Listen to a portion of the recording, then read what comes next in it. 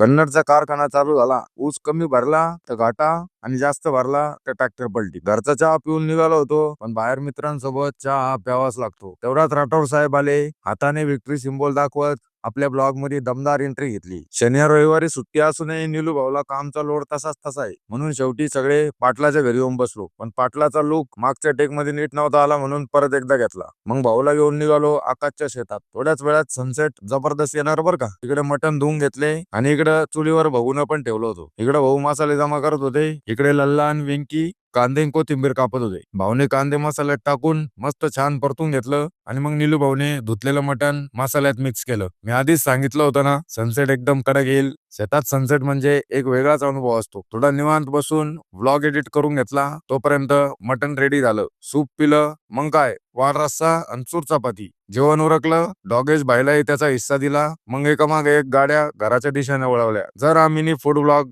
आवडला असेल तर लाईक, रिपोस्ट आणि शेअर करा. भेटूया आपण पुढच्या व्लॉग मध्ये. तोपर्यंत जय हिंद, जय महाराष्ट्र.